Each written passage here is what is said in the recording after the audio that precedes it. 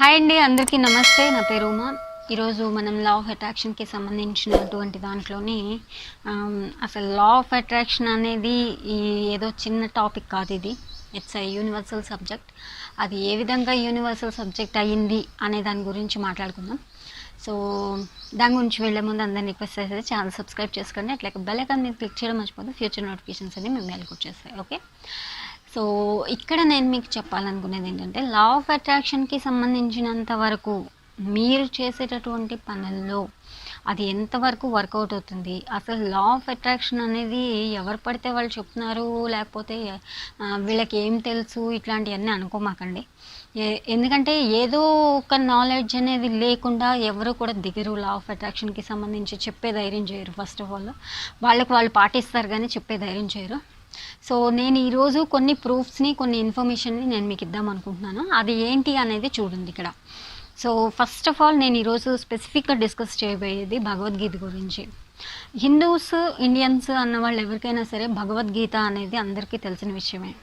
అంటే ఇది ఒక స్పెసిఫిక్ రేంజ్ ఆఫ్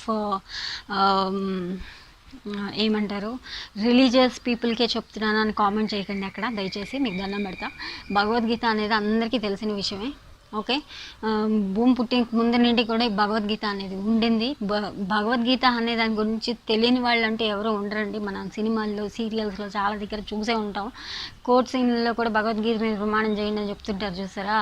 అట్లా మనకి భగవద్గీత అనేది ఒక కోర్టులో ప్రమాణం చేయడానికే కాదండి. భగవద్గీత నుండి చాలా చాలా చాలా విషయాలు నేర్చుకోవచ్చు. కాకపోతే మన దరిద్రం కొద్ది ఏమైందంటే, ఎవరైనా చనిపోతేనే గీతా సారాంశం వినిపించాలి అనేటంత బ్యాడ్గా తయారైంది. To be frank, I'm telling this.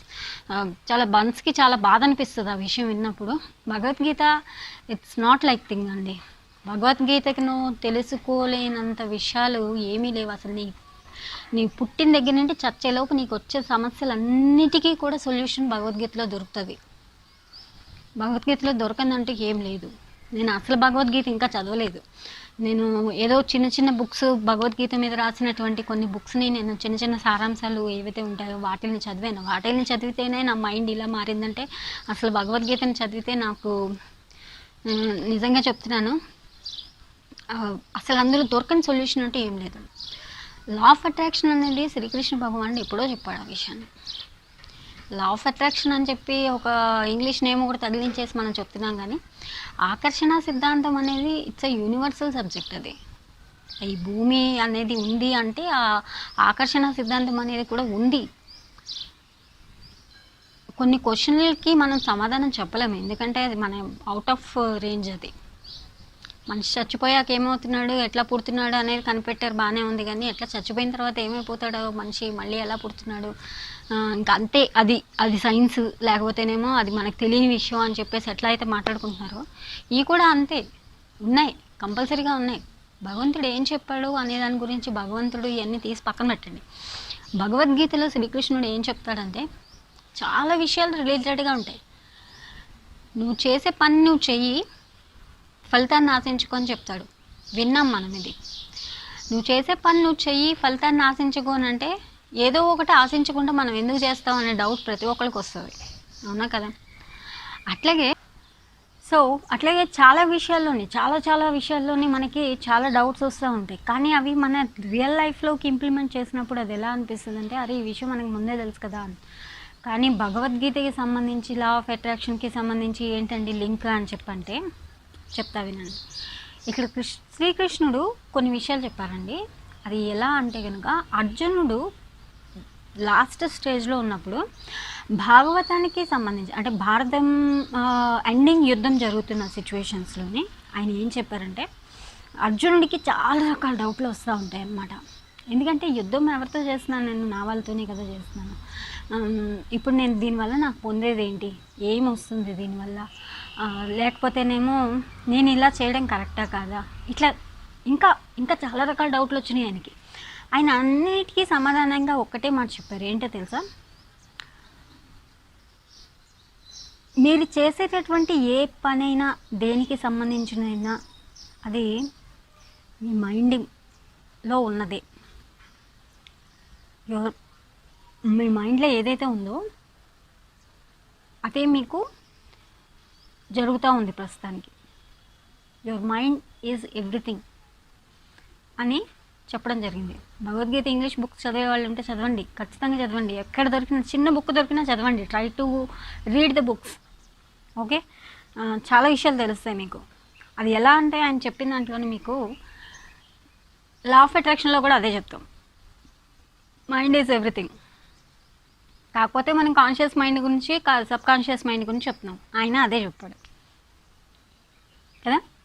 ఆయన చెప్పిందే మనం చెప్పుకుంటున్నాం ఇప్పుడు. లా ఆఫ్ అట్రాక్షన్ అని ఒక ఇంగ్లీష్ ఏమంటారు దీన్ని, గ్లామర్ వర్డ్ ఒకటి పెట్టేసి దాని గురించి ఏదో మాట్లాడుకుంటున్నాం. కానీ అసలు లా ఆఫ్ అట్రాక్షన్ అనేది మీ మైండ్లోనే మీకు ఉంది. మీ మైండే మీరు చేసే పనులకి కారణం. ఇంకో విషయం ఏం చెప్తారంటే, మీ భవిష్యత్ అనేది మీ ఆలోచనల మీదే ఆధారపడి ఉంది. మీ భవిష్యత్ అనేది ఇప్పుడు మీరు ఆలోచించే విధానం మీదే ఆధారపడి ఉంది. మనం కూడా అదే చెప్తున్నాం. నేను చెప్పిన మాట కూడా అదే కదా. నేనంటే నేను కాదు, ఎవరు చెప్పిందైనా లా ఆఫ్ అట్రాక్షన్ అని పేరు పెట్టి చెప్పిన దాంట్లో కూడా చెప్పింది అదే కదా. సింకప్ చేస్తున్నాను నేను వర్డ్స్ని. ఆయనే చెప్పింది దానికి దీనికి లింక్ ఏంటంటే, ఎప్పుడో చెప్పారు మనకి ఈ విషయాలు, మనకి తెలియక దాన్ని మన లైఫ్లో ఇంప్లిమెంట్ అవుతున్నా కూడా మనం అర్థం చేసుకోలేక దాన్ని మనకి తెలియని దారిలో మనం పోయాం. అంతే తేడా, అంతకుమించి ఇంకేం లేదు. సో మనం ఏదైతే ఆలోచిస్తామో అదే మీ భవిష్యత్తు అని ఆయన ఎందుకు చెప్పారు? అది మీ విజన్ అదే అవుతుంది అని ఎందుకు చెప్పారు అక్కడ? చెప్పండి మీరు. లా ఆఫ్ అట్రాక్షన్ కొంచెం అర్థమైనా కూడా చెప్పచ్చు ఈ విషయాన్ని. మనం ఇప్పుడు కూర్చొని ఏదైతే ఆలోచిస్తూ ఉంటామో నెక్స్ట్ డే అది జరగబోయేది అదే అవుతుంది, ఏ విషయం గురించి అయినా సరే. సో మనం చెప్పేది ఏంటి? Your thoughts are your reality. అదేగా చెప్తున్నాం. మీ ఆలోచన ఏదైతే ఉంటుందో అదే మీ రియాలిటీ. నిన్న ఏం ఆలోచించారో ఈరోజు మీరు అది, మీరు ఈరోజు ఏదైతే ఆలోచిస్తారో రేపు అది. సో అందుకే థాట్స్ అనే వాటిని పాజిటివ్గా ఉంచండి, నెగిటివ్గా పోనివ్వద్దు అని చెప్పడానికి కారణం. ఇప్పుడు నేను చెప్పేది ఏంటంటే, మీ థాట్స్ అనే వాటిని పాజిటివ్గా ఉంచుకోండి. లా ఆఫ్ అట్రాక్షన్లోనే శ్రీకృష్ణుడు చెప్పింది భగవద్గీతకు సంబంధించి కూడా ఇదే. ఇక మూడో పాయింట్, ఈ మూడు చాలా స్పెసిఫిక్గా చెప్పాడు ఆయన. మూడో పాయింట్, యద్భావం తద్భవతి. యద్భావం తద్భవతి. నువ్వు ఎలా ఉంటావు అనేది నువ్వు భావించే దాని మీదే ఆధారపడి ఉంటుంది. ఓకే, నువ్వు ఏదైతే సృష్టించుకుంటావో అదే నువ్వు అవుతావు అనేది కూడా ఆయన చాలా స్పెసిఫిక్గా చెప్పాడు. మీ విజన్ అనేది ఈరోజు థాట్స్ని బట్టి అని చెప్పాను కదా, అట్లాగే ఏది నువ్వు సృష్టించుకుంటావో అదే నువ్వు అవుతావు అని కూడా చెప్పాడు ఆయన. సో మన ఏది చేయాలి అన్నా, ఏది సృష్టించుకోవాలి అన్నా, ఏం కావాలి అన్నా, నీ భవిష్యత్తు ఏంటి అన్నా కూడా ఎవ్రీథింగ్ ఈజ్ ఇన్ యువర్స్, నీలోనే ఉంది. Everything is in your mind. అంతా నీ మైండ్కి సంబంధించిందే. అప్పుడే నువ్వు దేంతోని కూడా అటాచ్మెంట్ అనేది ఉండదు, దేంతోని ఎమోషనల్ ఫీలింగ్ అనేది ఉండదు, దేంతోని కూడా మీకు ఎట్లాంటి భావన అనేది కలగదనమాట. అప్పుడు ఆటోమేటిక్గా ఒకళ్ళ మీద కోపం, ఒకళ్ళ మీద ద్వేషం, లేకపోతే ఇంకొకటి ఏమీ రాదు. అదే భగవంతుడు భగవద్గీతలో చెప్పినటువంటి లా ఆఫ్ అట్రాక్షన్, ఆకర్షణ సిద్ధాంతం గురించి భగవద్గీతలో ఆల్రెడీ ఆయన చెప్పాడు అని నేను మీకు చెప్పడం కోసం చెప్తున్నాను ఇదంతా. నా మీద ఏమైనా డౌట్ ఉండి మీరు చెప్పిన ఎందుకు నమ్మాలి అనుకుంటే, మన ఘంటసాల గారు ఆల్రెడీ ఇచ్చినటువంటి భగవద్గీత ఉంది, వినండి. యూట్యూబ్లో కూడా దొరుకుతుంది, బుక్స్ చాలా దొరుకుతున్నాయి, చదవండి. భగవద్గీతకి సంబంధించి అంటే ఇస్కాన్ టెంపుల్లో ట్రై చేయండి. అక్కడ పెద్ద పెద్ద లైబ్రరీస్ ఉంటాయి. కృష్ణుడి గురించి తెలియని విషయాలంటూ ఉండవు. వెళ్ళి కనుక్కోండి, చదవండి. ఈ మతం ఆ మతం అని ఏం లేదండి, ఎవరైనా చదువుకోవచ్చు.